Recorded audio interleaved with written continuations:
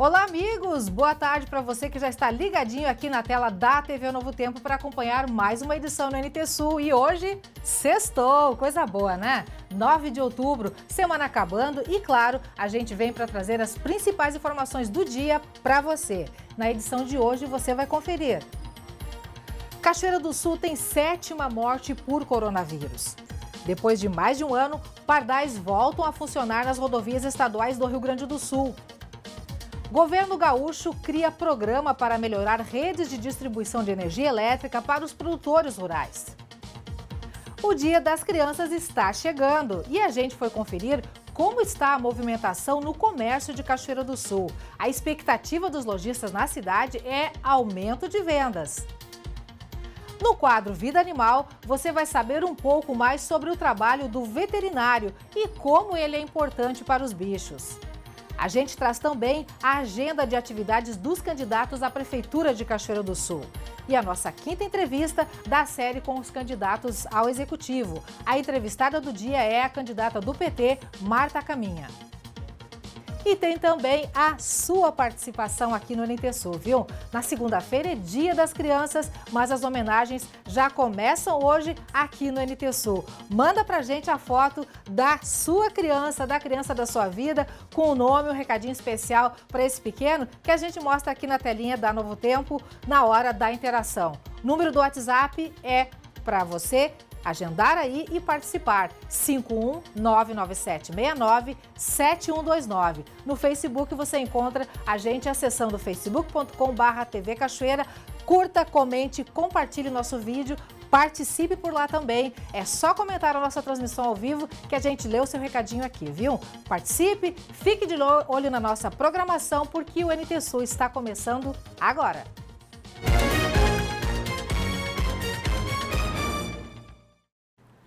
Foi confirmado ontem o 7º óbito por coronavírus em Cachoeira do Sul. A vítima foi uma mulher de 63 anos que estava internada no Hospital de Caridade e Beneficência.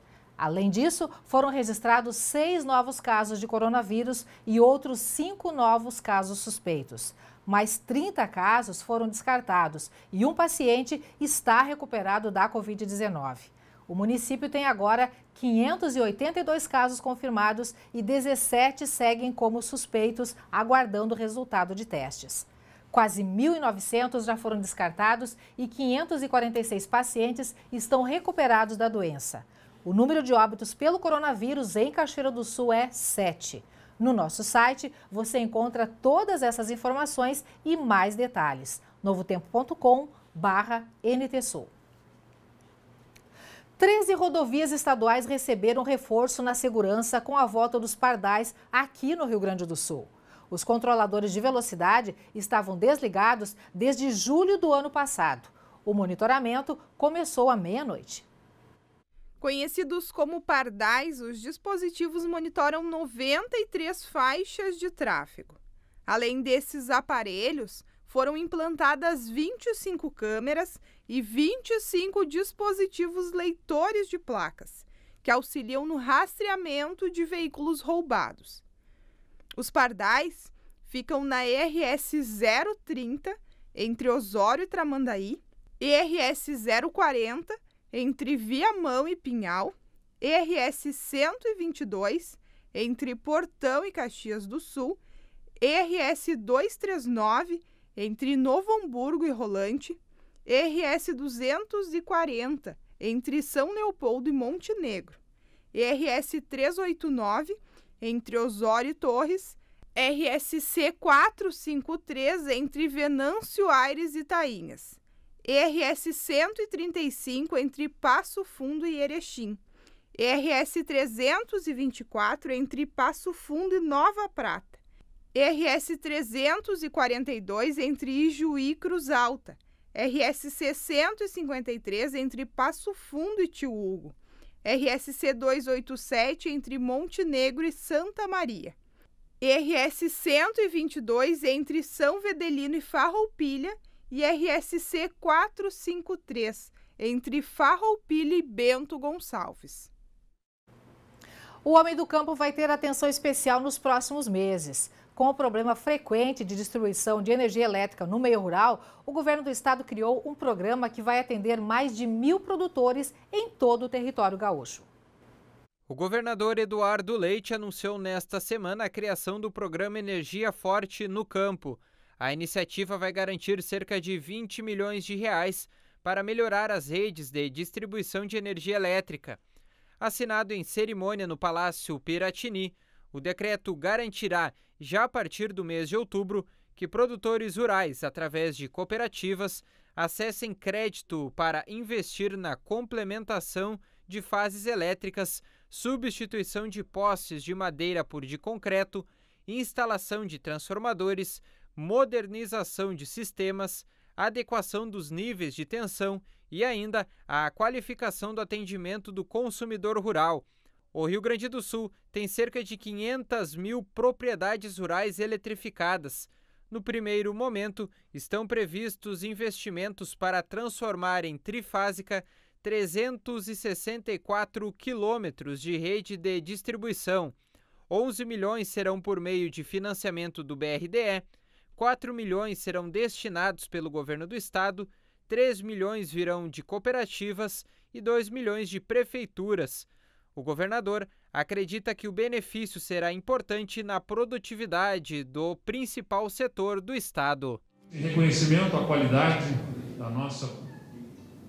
dos nossos empreendedores do campo, daquela força que a gente já vê da produção agrícola do estado, que nós estamos fazendo um aporte de recursos do orçamento do estado para, em parceria com as prefeituras, com as cooperativas, com os próprios produtores, a partir dos financiamentos nessa rede que se articulou aqui, viabilizar um programa que leve energia com mais qualidade, com mais força, para que possam colocar os equipamentos que vão ajudar a aumentar a sua produtividade. E a gente vai conferir agora o quadro Vida Animal. Hoje, o veterinário Edson Salomão conversa com um dos profissionais do zoológico de Cachoeira do Sul sobre o trabalho que realizam com os bichos.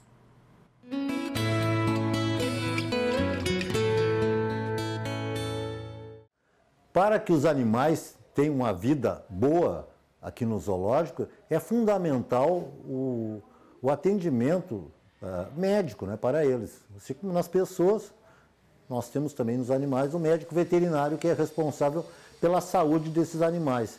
E hoje eu tenho a satisfação de conversar com o meu colega, o Diego, que vai se apresentar para o pessoal.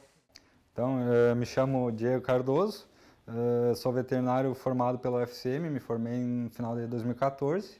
Aí, logo em seguida, eu passei na residência lá em Clínica de Pequenos Animais, Cães e Gatos. Cheguei a fazer um semestre, mas daí como teve o concurso da prefeitura aqui, eu acabei passando, fui chamado. Aí saí de lá e vim para cá. Logo que eu assumi a prefeitura, eu trabalhava no Sempre, no Canil. E aí um ano depois eu vim para o zoológico. Então trabalho aqui desde 2016, se eu não me engano, em associação contigo lá na clínica. O Diego é uma pessoa que eu tive a sorte de tê-lo como estagiário, no estágio regulamentar. Então, a gente já via aquela vocação que é fundamental para quem vai trabalhar com silvestre, de ter amor aos animais e lutar, até nos casos que às vezes é considerado perdido, mas que se a gente tiver um pouquinho de boa vontade e muito esforço, a gente consegue salvar. Então, Diego, qual é um animal assim que tu chamou mais atenção, que tu criou desde pequenininho e conseguiu salvar? Tem essa história da gata do mato, que foi durante o estágio, até o estágio final, que chegou na nossa clínica com recém tinha nascido, tinha até o cordão umbilical, que aí como estava uma correria lá, eu acabei pegando e criando em casa ela junto na clínica, levava para casa. Criei na mamadeira e tá até hoje com a gente aqui no zoológico, ficou bem mansa, já não pôde soltar, já tá com 5, 6 anos ela se chama Naila, e para mim foi a melhor experiência assim, que eu tive. E ela te reconhece ainda, né? Sim, me reconhece, quando eu vou lá, ela vem na tela, se esfrega, até ronrona de vez em quando. Tu pega ela no colo ainda, né? Sim, sim. Então isso aí foi uma experiência muito legal, porque lá na clínica a gente está recebendo animais assim, com muita frequência, e eu sempre aproveito os estagiários, porque chega fim de semana, a clínica não tem plantão, chega de noite, então eu tinha que levar para minha casa. Então o Diego, desde o início, ele já se prontificou, e é aí que a gente vê que as pessoas são vocacionadas para determinadas áreas da medicina veterinária. E o Diego é uma pessoa muito inteligente, foi monitor durante a faculdade de anatomia, então tem um conhecimento muito grande de anatomia, e também essa facilidade que ele tem assim de captar as coisas e botar em prática. Então o Diego hoje está fazendo palestras. Qual é a última palestra que tu fez, Diego? A última que eu fiz foi há pouco tempo, mas foi uma palestra pequena, essas online à distância, que foi um convite da minha professora de anatomia, que foi minha orientadora durante quase o curso todo. Aí, como ela já tinha dado todas as aulas, ela pediu para mim falar um pouco sobre a anatomia das aves, né, para os alunos dela, que eles não veem muito. E aí eu acabei pegando vários exemplos aqui do zoológico mesmo, e acabei dando tipo uma aula, não foi bem uma palestra, assim. Mas eu e o Diego, assim, ó, às vezes, até o convite, às vezes, vem direto para o Diego, e a gente tem uma parceria, e eu acho que isso é muito importante, um ajudar o outro, né? Então, às vezes, eu estou apertado lá na clínica com um animal, assim, que precisa de uma ajuda extra, é só ligar e o Diego sempre está disponível. Não, isso aí é uma coisa muito bacana, esse trabalho que nós temos, e eu tive a sorte de ter como parceiro aqui no zoológico, que o Diego, pela sua experiência que está tendo, sim, diariamente aqui no contato com os animais. E o Diego também está recebendo estagiárias aqui no zoológico e está fazendo um trabalho muito bacana de enriquecimento ambiental. O que tu fala desse trabalho, Diego? É importante? Aqui no zoológico, como os animais, eles têm sempre a mesma rotina, então sempre, claro, a gente não faz com muita frequência até para eles não acostumarem, mas sempre é bom fazer atividades com eles para eles saírem da rotina. Geralmente a gente usa alimentos, então eles têm que sair em busca do alimento ou descobrir onde é que está o alimento, ou trepar numa árvore, num galho para poder pegar esse alimento. Então a gente estimula eles a perder tempo procurando alimento, que seria o que eles fariam na natureza, para tirar um pouco quebrar a rotina e aliviar um pouco do estresse deles. Então, sempre que tem estagiário aqui, a gente faz essas atividades para eles terem um contato maior assim, com o animal e avaliar o comportamento deles também. É muito importante, né? Nós temos aqui em Cachoeira um zoológico que está a cada dia melhorando. Nós temos uma equipe fantástica. Tivemos agora a aposentadoria do Eloy, que foi o primeiro também tratador aqui no zoológico. Depois o segundo, também eu acho que entraram mais ou menos junto, o Jorge, né? Que já estamos sentindo falta deles, né? Mas inclusive os animais sentem falta, porque eles estavam toda hora com esse contato. Em compensação está entrando gente nova, né? Mas eu quero agradecer, Diego, a tua colaboração. E essa nossa amizade, tu sabe que pode contar sempre comigo. Sempre. Isso aí.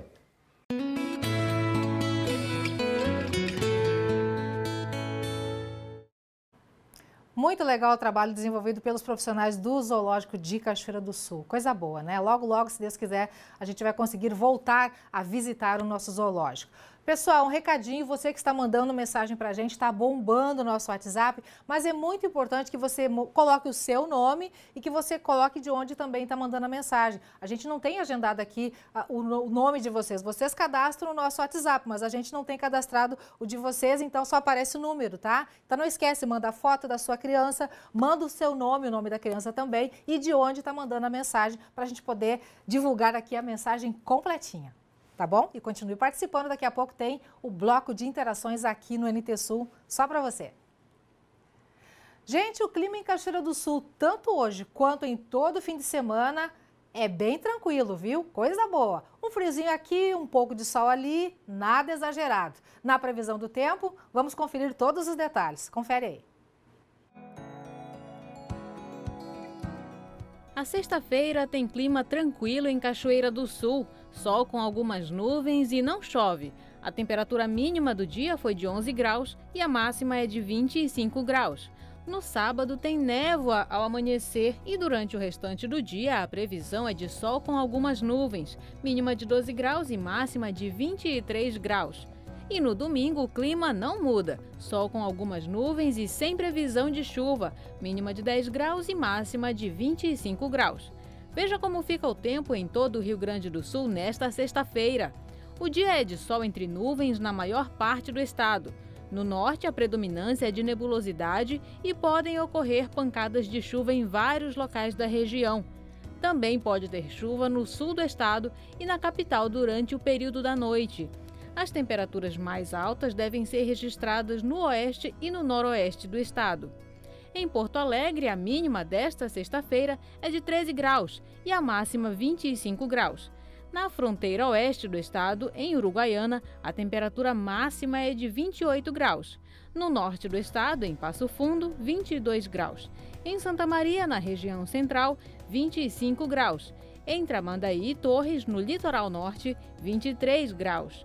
No sul do estado, em Pelotas e Rio Grande, 24 graus.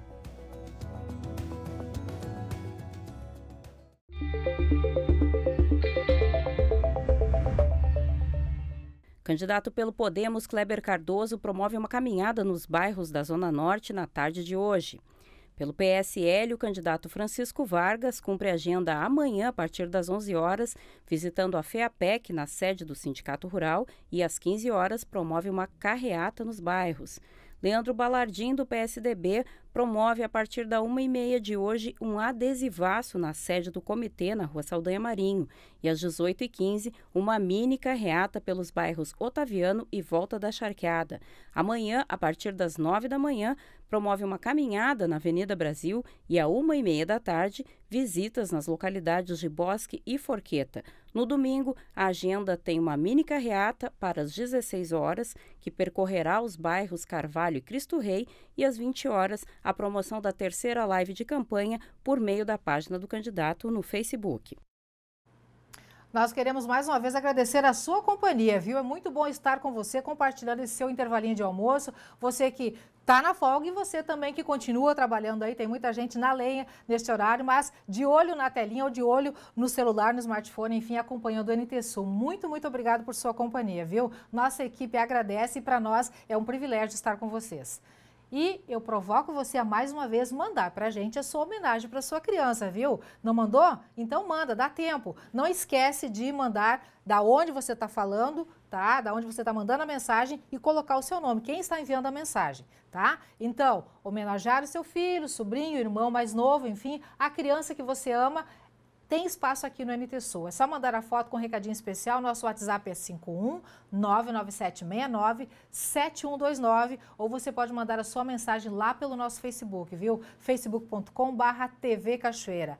Acesse e comente na nossa live para a gente ver a sua mensagem aqui. Considerada a terceira data mais importante do comércio, o Dia das Crianças, em meio à pandemia de coronavírus, é visto com cautela pelas autoridades do comércio, que estão prevendo importante queda nas vendas. Mas, na contramão, lojistas em Cachoeira do Sul prevêem incremento de 10% a 15%. Nossa expectativa é uma expectativa boa. Eu diria em percentuais, um 10% de crescimento esse ano, principalmente puxado por esse setor lúdico, né? Este ano a previsão é de um acréscimo de venda em torno de 15%, visto a variedade de produtos e a nossa época que nós estamos passando. É uma época onde os pais se encontram mais com os filhos, outros tipos de brinquedos. Para dois comerciantes especializados em brinquedos, a palavra é otimismo. Embora todos os reveses de um ano brutalmente afetado pela pandemia, as expectativas são de crescimento e recuperação. A pandemia mudou hábitos e fez com que brincadeiras antigas fossem retomadas, e as indústrias, atentas a essa mudança comportamental, investiram. É o momento, né, da gente resgatar aquela infância um pouco antiga, né, perdida aí nos tempos, né, e a gente vê esse resgate nas famílias, isso é muito legal. Com os jogos de tabuleiro, os jogos lúdicos, né, os jogos onde tu envolva mais a família, então assim, nesse sentido houve um crescimento nesse setor, né, então isso é muito bacana. Alguns jogos, por exemplo, eletrônicos também, né, continuam saindo muito bem, enfim, mas alguns outros brinquedos e alguns outros setores pararam um pouco devido a essa pandemia. Até porque tem uma questão também de um pouco de volume temerário, assim, por causa da logística, por causa das questões que alguns brinquedos são importados, né, então não estão entrando no país, por causa das certificações de radar, enfim, algumas equalizações a serem feitas. A Confederação Nacional do Comércio de Bens, Serviços e Turismo projeta uma retração de 4,8% nas vendas para o Dia das Crianças, comemorado na próxima segunda-feira, dia 12 de outubro, no Brasil. Segundo os dados da pesquisa realizada pela entidade, esta é a primeira retração depois de 4 anos, mas não é a pior já registrada, pois a queda em 2016 foi de 8,1%. Pela mudança do olhar dos pais para com o filho e qual o brinquedo que poderia entreter melhor essa criança, ele mudou a figura, ele viu que ele não tinha esse produto. Então ele procura mais no nosso comércio um produto diferenciado, um produto onde a criança vai se instruir melhor, que vai passar mais o tempo, que vai dar um retorno melhor para aquela criança e aquela família. E para manter esse setor da economia aquecido, os lojistas investiram em novidades que contemplem essas famílias, preocupadas também com o desenvolvimento das habilidades educacionais dos filhos, afetado pela suspensão das aulas presenciais, e ainda que envolvam não apenas os pequenos.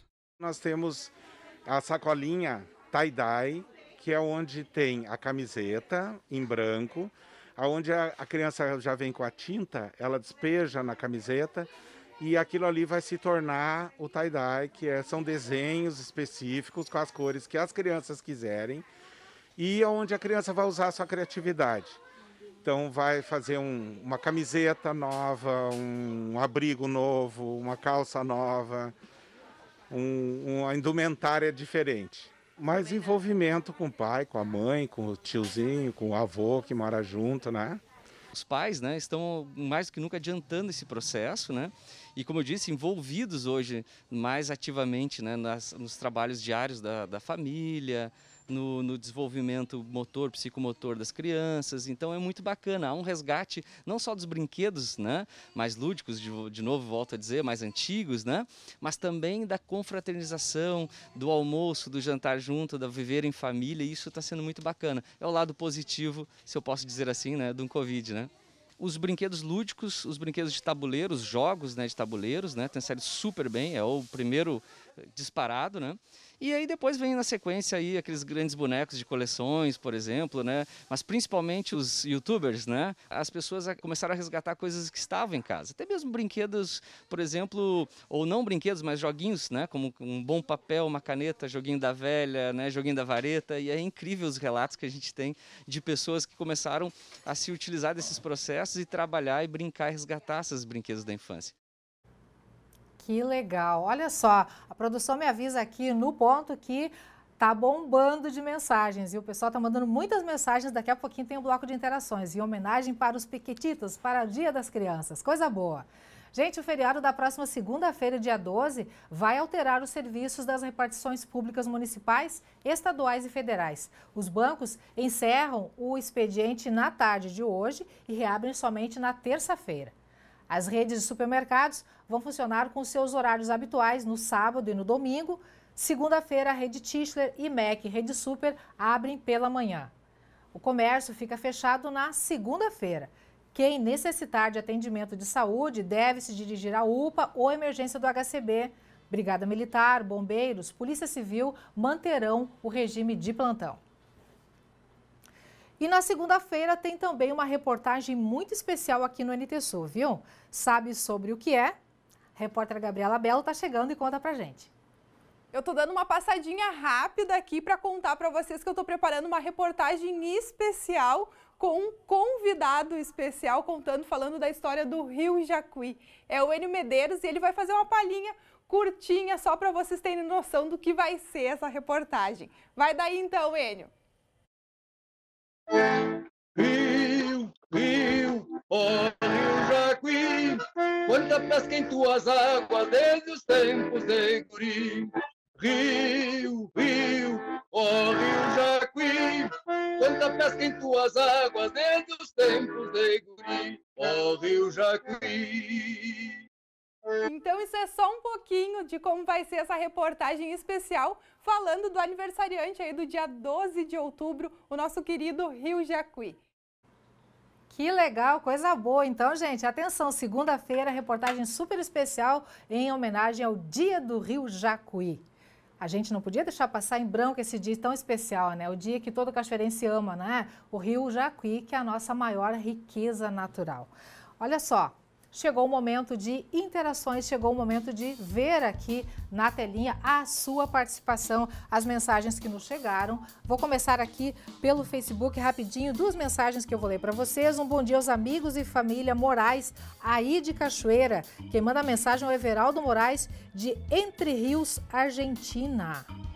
Boa tarde da Jurema dos Santos e também o Gilberto Neinas mandando boa tarde. Obrigada a vocês pela companhia, viu? Everaldo, obrigada pela participação junto conosco aí, também a Jurema e o Gilberto. Na telinha, mensagens que nos chegam pelo WhatsApp. O Álvaro dos Santos de Cachoeira participa e os filhos crescem, ele diz. Miguel Trindade dos Santos já está com 5 anos e em novembro chega a Lauren. Feliz Dia das Crianças. Olha que coisa mais linda, que legal. Obrigada, Álvaro, por sua participação, viu? Um beijo especial para esse pequenininho que já está aí e para esse pequenininho que está chegando. Clarice Platti, estou ligadinha na programação e gostaria de mandar um abraço especial para meus filhos pelo Dia das Crianças, Richard e Vitória. Tem foto, olha que coisa mais linda. Que legal. Beijo, obrigada para vocês, obrigada pela companhia e obrigada pela mensagem também. Angelina de Cachoeira do Sul, esse é o nosso netinho, o amor das nossas vidas. Feliz Dia das Crianças, Eduardo. Cadê o Eduardo? Tá aí, beijinho especial pro Eduardo aí, parabéns pelo Dia das Crianças, que acontece na segunda-feira, viu? A gente está começando a antecipar as homenagens aqui. Aline Carvalho, de Cachoeira do Sul, filha, você é o maior presente que Deus nos deu, amamos vocês. Tá aí a filhotinha da Aline, obrigado pela companhia, tá? Feliz Dia das Crianças, coração para todo mundo, né? Dia das Crianças é isso, o coração fala mais alto, eles merecem. Fabiana de Cachoeira do Sul, essa é a nossa princesa Ana Lívia, criança mais amada da família. Cadê a garotinha? Tá aí, olha só, eu ontem vi, fazendo coraçãozinho, legal. Tem mais mensagem? Da Daniela, feliz Dia das Crianças para minha filha Sofia. Temos foto... Olha, Sofia, com o doguinho. Beijinho, Sofia. Parabéns pelo Dia das Crianças. Quem mais chega? Lisiane Leal, de Cachoeira do Sul. Feliz Dia das Crianças. Esses são meus filhos, João Vitor e William. Tá aí, de carão. Carinhas mais lindas. Coisa boa, coisa boa. Obrigada pela participação, viu? Juliana Martins, de Cachoeira do Sul, queria desejar um feliz Dia das Crianças para meus filhos, Ronei Barreto e Ronald Barreto. Tem foto deles? Tem, né? Do Ronei e aqui, 2 pequenininhos. Que legal. Beijinho para vocês aí, tá? E parabéns pelo dia de vocês. Sabrina Barbosa, de Cachoeira do Sul, gostaria de desejar um feliz Dia das Crianças para meus filhos, Eduardo e Bernardo. Ali os toquinhos, 2 brincando, né? Os filhotes aí da nossa telespectadora que compartilha com a gente esses rostinhos lindos e abençoados. Fernando Silva, de Cachoeira do Sul. Essas são minhas crianças que eu amo muito. Anderson, Nicolas e Pedro. Tem foto desse trio? Claro que tem. Positivo, feliz Dia das Crianças para vocês, tá bom? Fernando Madeira, de Cachoeira do Sul, feliz Dia das Crianças a todos. Esses são o Matheus e a Manuela Marques, curtindo um passeio. Cadê o Matheus e a Manuela? Opa, no Aeroclube, embaixo daquela aeronave, daquele monumento muito especial do nosso Aeroclube. Obrigado pela participação, viu? Charles, de Cachoeira do Sul, queremos desejar um feliz Dia das Crianças para o Bernardo e o Theo, dos pais Charles e Franciele. Bernardo e Theo aí, ó, fazendo pose e figurando na telinha da TV Novo Tempo. Feliz Dia das Crianças, parabéns para vocês. Tamires Rosa, de Cachoeira do Sul. Quero desejar um feliz Dia das Crianças para minha filha Manuela, amo muito. Foto da Manuela? Tem! Olha aí que coisa mais linda. Obrigada pela participação, obrigada por todos vocês que participaram com a gente, viu? Segunda-feira a gente vai estar aqui de novo para mais um NT Sul, só que na segunda-feira aí é o dia das crianças também. Então, se você mandou sua mensagem e não saiu, segunda-feira confere, continua ligadinho que tem também bloco de interações, tá bom? No próximo bloco, recebo aqui no estúdio a candidata à Prefeitura de Cachoeira do Sul, Marta Caminha, do PT. Esta é a 5ª entrevista da nossa série com todos os candidatos ao Executivo de Cachoeira do Sul e a repórter Thelma Tomás também vai estar aqui para esse bate-papo. É depois do intervalo, não sai daí, voltamos já já.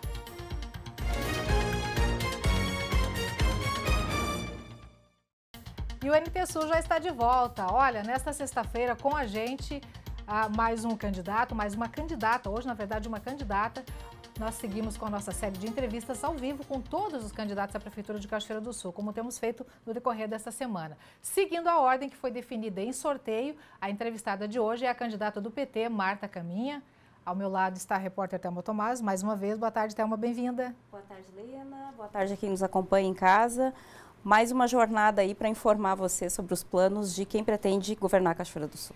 Eu relembro que os protocolos de segurança estão sendo seguidos pela emissora e um distanciamento seguro está sendo mantido para que todos aqui possam ficar sem máscara. A entrevista com a candidata tem o tempo total de 20 minutos, assim como vem sendo com todos os demais candidatos. E, candidata, o seu tempo começa a contar a partir de agora. Boa tarde.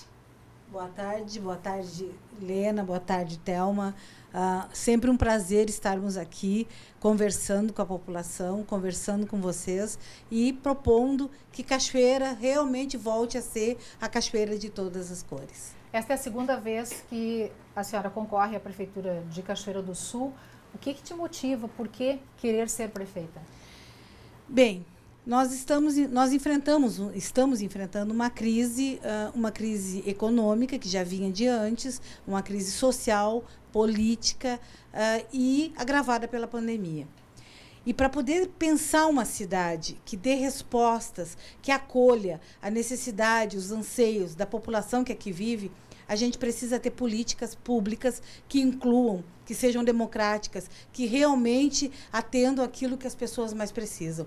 E eu sou uma militante dessas políticas. Eu sempre, toda a minha vida, trabalhei e militei, defendi essas políticas. E é por isso, então, que eu sou candidata. Porque por militância, por acreditar, por amor à política pública com P maiúsculo, que pode, sim, incluir e democratizar aquilo que é direito de todas e de todos. No seu plano de governo, implantar um orçamento participativo, ouvir a comunidade para determinar investimentos. Nós estamos vivendo de emendas parlamentares. Como projetar investimentos e incluir a sociedade nessa decisão, sabendo que os cofres públicos estão raspados? O orçamento prevê o gasto e a receita. E é isso que nós queremos discutir com as pessoas. É isso que nós queremos, a participação de todos e de todas na construção desse orçamento. Até agosto, nós deveremos estar construindo o plano plurianual, que vai dizer como nós vamos governar pelos 3 últimos anos e mais pelo próximo primeiro ano da nossa reeleição. Então, nós precisamos, sim, planejar com a ajuda de todos, porque se o cobertor é curto, nós vamos escolher coletivamente o que ele vai tapar e o que ele vai deixar descoberto, né? E buscar soluções. Não é só recurso, não é só o dinheiro, mas também as prioridades. E, aliás, isso é o essencial hoje, definirmos quais são mesmo as prioridades de Cachoeira para que ela seja realmente uma cidade onde a gente possa viver bem.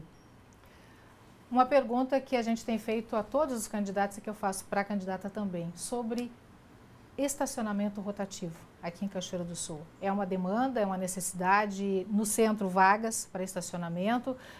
De que maneira a senhora pretende conduzir essa situação? Eu andei lendo o plano de mobilidade urbana, porque isso está aí, e ele é um plano que, apesar de ter sido elaborado com uma certa técnica, né, ele precisa ser rediscutido. Nós precisamos incluir neste plano, por exemplo, a questão do transporte coletivo, porque ali ele ainda não entra nessa definição. A gente precisa discutir todas as nuances que organizam o nosso centro, os nossos rumos. E dentro da discussão que nós estamos propondo, o plano diretor vai preceder essa discussão, porque a gente quer regionalizar a cidade, quer redistribuir os serviços públicos de uma forma mais equânime. Nisso, com certeza, vai poder desafogar um pouquinho o centro. Mas o que a gente precisa é achar formas e se chegarmos no limite, que é termos a garantia de que haverá rotatividade, seja através de um projeto desses, nós vamos fazer sim, como já tem em Santa Cruz, que inclusive é um projeto com um custo mais baixo para a população. Mas isso é o limite. Isso é o limite, porque antes a gente quer ter ações que desafoguem o centro da cidade. A possibilidade de um estacionamento rotativo, ainda com preço baixo, mas pago. Se no limite, né? Mas a princípio nós temos políticas para fazer esse desafogamento e poder ter uma rotatividade maior das nossas vagas no centro da cidade. A reorganização da cidade, que tu falaste há pouco, o plano diretor vai dar prosseguimento ao que tem sido feito já por este governo, em parceria com a Universidade Federal de Santa Maria, ou vai propor um novo plano diretor? Desculpa, falava plano diretor, na verdade. Na verdade, a gente não pode negar nunca o que foi feito no passado. Se a gente não aproveitar o que já foi feito, nós vamos estar sempre recomeçando. Então, sim, nós vamos sentar, analisar, né? Hoje tem todo um regramento federal em cima do como deve ser construído um plano diretor. Foi nos governos do PT que isso se aprofundou com a participação popular e efetiva, e a gente vai sim dar continuidade. Mas também tem ali questões que estão em aberto. A gente precisa, quando se propõe, por exemplo, regionalizar a cidade e descentralizar os serviços públicos, isso tem que estar no plano diretor. A construção de um centro histórico, a construção do conceito de centro histórico precisa estar no plano diretor. Então, é isso que nós vamos fazer. Nós vamos pegar o que já está feito, porque tem uma caminhada aí nos últimos meses importante, interessante, e com a parceria que a gente deseja, que é com a Universidade Federal. Daí para diante, a gente continua com aquilo que nós temos de know-how, aquilo que nós temos de experiência nos governos do Partido dos Trabalhadores, nos governos federal, quando estávamos lá, e no governo estadual, à época de Tarso Genro. A questão de regionalizar a cidade já é algo em funcionamento hoje, principalmente na área da saúde. Regionalização de serviços. A senhora tem mencionado bastante esse termo agora nas últimas respostas. Pretende essa regionalização em que setores? Em todos os setores? É uma coisa mais ampla? Como é que a regionalização, ela pressupõe que a gente descentralize e seja uma cidade policêntrica. Por exemplo, quando hoje nós temos, claro, aqui a zona sul da cidade e a zona norte. Muito bem. Mas nem na Zona Norte nós encontramos todos os aparelhos públicos que encontramos na Zona Sul. Então, seria, no mínimo, 5 grandes regiões para darmos conta de todas as demandas e dentro do possível, porque a gente também vai ter para o ano que vem todo o pós-pandemia, né? E no pós-pandemia, a gente tem como prioridade recuperar o ano letivo, porque isso é essencial, e a segunda prioridade, gerar emprego e renda. Junto com isso e a discussão do plano diretor, a gente vai poder pensar o que vai ter lá na Zona Norte, o que vai ter nessas 5 regiões que é a nossa proposta. É dividir a cidade em regiões. É dividir a cidade em regiões, regionalizando de acordo com cada uma delas. Se a gente olhar para a cidade hoje, vai ver que lá na Noêmia, que lá na Tibiriçá, as necessidades são umas. As do centro, com certeza, são outras. Então, é nesse sentido de descentralizar mesmo, de policêntrico, de termos um centro lá naquela região leste, um centro na região oeste, um centro na região norte, não só um centro de serviços públicos, mas, quem sabe, também com o apoio e com o fomento que nós pretendemos dar às empresas e aos pequenos empreendimentos, a gente tenha lá comércio, prestação de serviços, que possa dar conta daquilo ali. Nós estamos nos preparando e preparando Cachoeira para crescer muito e para se desenvolver. Estrutura ainda urbana e serviços. Corsã é um dos problemas que a gente vê, uma água cara, e ainda um não cumprimento de algumas determinações previstas em contrato, especialmente no serviço de universalização de esgoto. Falta d'água constante, não se questiona a qualidade da água, mas se questiona o cumprimento de determinadas diretrizes obrigatórias da estatal. Vai manter o contrato, vai cobrar mais firme, como é que pretende fazer isso? Conheço bem esse problema porque eu moro na Zona Norte. O primeiro lugar que falta água é na Zona Norte. O último lugar que ela volta é na Zona Norte. Então, primeiro precisa, sim, firmeza. A Corsan nem deveria ter um contrato. A Corsan tem toda uma origem, é uma empresa pública com este fim. Então, precisa haver, sim, muita firmeza na cobrança daquilo que a Corsan não fez e cobrança do governo do Estado, que é o responsável pela gestão desta empresa. Isto, com certeza, nós vamos fazer com firmeza e, se precisar irmos às vias de fato, iremos às vias de fato, vamos ajuizar, vamos buscar outras formas de fazer o cumprimento desse contrato acontecer. Em último caso, se nada disso der certo e a gente entender que vai chegar a possibilidade de se chegar mais 2, 3 anos sem que nada tenha sido feito ou de que pelo menos as metas não tenham sido atingidas, bom, aí nós temos que começar a pensar que a água é um direito de todos e é um dever nosso enquanto Estado cuidarmos disso. Isso que o quer saneamento, dizer municipalização? Que o saneamento é sim uma necessidade e um direito nosso. Sim, se nós chegarmos lá no 3º ano e não entendermos que nada avançou, que as coisas não estão progredindo, nós vamos ter que pensar, sim, nessa possibilidade. O que não tem possibilidade é da gente privatizar o serviço de forma alguma, né? Fundo de Aposentadoria e Pensão dos Servidores. Está complicada a situação. Cada candidato que esteve aqui tem uma fórmula e tem outros que nem fórmula tem. Qual é a sua condução para esse assunto? Quem tem fórmula está se colocando no lugar de mágico. Não existe fórmula. O que existe, precisa ter, é muito trabalho e um entendimento conjunto do que é que nós estamos enfrentando.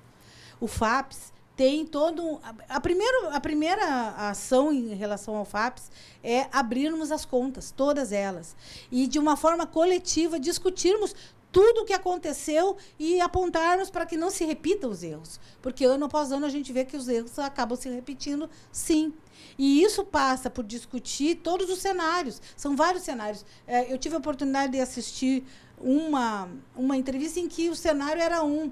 Eu não consegui assistir todas para ver quais são todos os cenários que estão sendo propostos. Mas nós entendemos que existe, sim, vários cenários diferenciados e que a gente precisa discutir. Vamos estancar de quem entra não tem mais FAPES? Eu não sei, eu não tenho essa discussão pronta ainda com os trabalhadores, com os servidores da prefeitura. O grande mote disso é que existe uma grande dívida a ser paga, né? E que tem que ser discutida e apontado como é que vai pagar. Tem que pagar. Dívida pública a gente tem que pagar.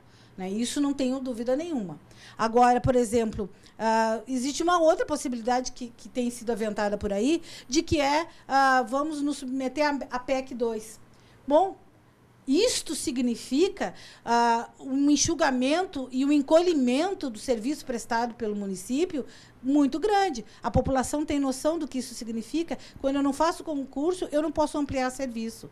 Se eu diminuo o custeio da prefeitura, eu não posso oferecer serviço. E esse não é o nosso papel.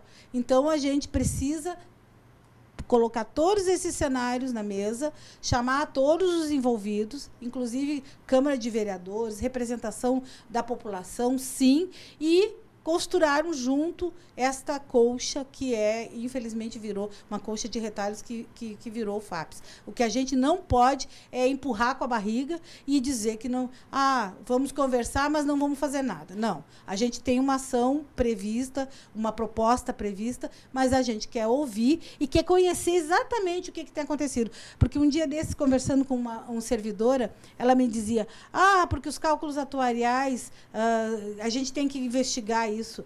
Cálculo atuarial é cálculo atuarial. É matemática pura. Então, a gente precisa mesmo clarear, dar para o servidor todo esse histórico, para ele entender que se a alíquota aumentar, é por tal motivo. E ele vai ter que definir isso. Pretende, então, colocar na mesa essa equidade na contribuição, servidor e patrão?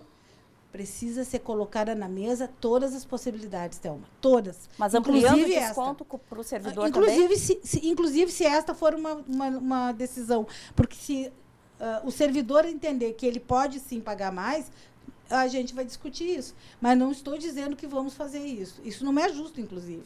Mas também não é justo que as pessoas fiquem sem a sua possibilidade de aposentadoria. Essa é uma equação difícil e eu vou dizer bem para vocês. A gente, para definir isso, só há muitas mãos e muitas cabeças pensando.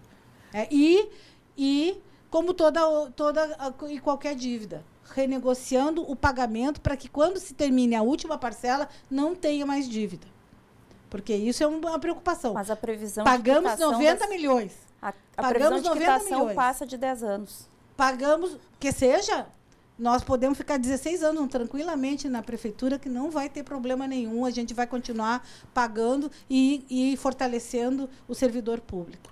Candidato, o seu plano de governo cita criar estrutura organizacional que diminua níveis hierárquicos para dar mais fluidez à máquina pública. Isso significa reforma administrativa? Reforma administrativa é uma pauta nossa, sempre foi uma pauta nossa, porque a estrutura administrativa da prefeitura, ela é uma estrutura arcaica. A gente tem ali cargos, propostas de secretaria, conceitos de secretarias, que elas nem mais servem para aquilo que diz na lei. Então, a gente precisa, sim, fazer a reforma administrativa, sob a luz da necessidade da demanda. E também levando em conta a nossa necessidade de, não vou dizer reduzir, mas de manter o custeio da prefeitura firmemente controlado. Então, sim, reforma administrativa é uma das nossas, é um dos carros-chefes. Nós trabalhamos o nosso plano de governo em 5 eixos, em 5 grandes eixos. E um deles é o de reforma administrativa, que passa pela modernização, inclusive, nós temos hoje, por exemplo, na saúde. Eu vou falar da saúde, que é uma questão que eu conheço bem. Nós temos um sistema dentro da saúde que deveria estar a 1000, deveria estar funcionando. Foi um sistema que já está pago, o CIMOS. Esse instrumento que é tecnológico, que não está sendo utilizado 100%, ele moderniza, ele significa economia, ele significa um custeio menor. Então, assim como esse, devemos ter outros. Nós queremos uma cidade que seja digital, em que o servidor e o cidadão possa, sim, ter um controle sobre as coisas que estão acontecendo na cidade, principalmente em termos de gestão pública. Reorganizar a divisão administrativa do interior com estrutura que oportunize o atendimento à população. Tirado textualmente do seu plano de governo. Reativação de subprefeitura? Subprefeitura é um conceito muito antigo. Não, nós estamos falando de uma coisa bem moderna, que hoje tem sido defendida pelos grandes pensadores do desenvolvimento rural, que são as unidades de desenvolvimento territorial. Ou seja, são unidades, são células, do serviço público, sim. Dentro dessas regiões, hoje nós temos aí o Piquiri, que é Cordilheira, Barro Vermelho, enfim, nós temos nossas regiões, e dentro dessas regiões, células que possam organizar. Não quer dizer que lá dentro onde estiver instalada a nossa unidade de desenvolvimento territorial, vá ter, por exemplo, um posto de saúde. Não, mas ele vai garantir a articulação para que a saúde esteja ali, como já começamos a fazer. No nosso governo, fomos os primeiros a termos uma estratégia de saúde de família no Piquiri. A gente pretendia, dali, fazer um centro no Piquiri para que pudesse dar atendimento para toda aquela região, em termos de saúde, agregando ainda assistência social e também a educação. E assim por diante. Lá no Irapuá, nós também criamos um ESF, que hoje parece que não está funcionando. CRAS itinerante na zona rural também faz parte do seu CRAS itinerante na zona rural, com fortalecimento do atendimento àquelas regiões onde, por exemplo, nós temos aqui violência. Nós temos violência contra a mulher, violência, drogadição no campo. isso já não dá mais para a gente fazer de conta que não existe. Então, nesses lugares, o CRAS itinerante vai agir com mais força, com mais vontade. O CRAS itinerante, inclusive, começou no nosso governo. Casa de passagem para mulheres vítimas de violência é um dos pontos ali no atendimento à violência à mulher? Casa de passagem, eu vivenciei quando era diretora em Porto Alegre, da saúde, a Viva Maria. Uma casa de passagem que não só fortalece a mulher vítima de violência, mas que abre um leque de oportunidades, porque é isso que a nossa população precisa, principalmente a de vulnerabilidade social maior. Ela precisa de oportunidades para crescer, para se desenvolver, para poder atingir a sua cidadania. Então, a casa de passagem é, com certeza, a menina dos olhos da prefeita. Plano Municipal de Igualdade Racial, quais as diretrizes para esse plano? Vamos construí-las, porque quem tem que falar disso são os negros. Né? O que precisa ser feito hoje? A gente tem aí um trabalho da Compir, né? que é importante, que é interessante, que precisa ser fortalecido. É isso que a gente quer fazer. Né? Então, é isso. A gente vai traçar, junto com a população, junto com o movimento negro, essas diretrizes. Candidata, 48 segundos para suas despedidas. Considerações finais.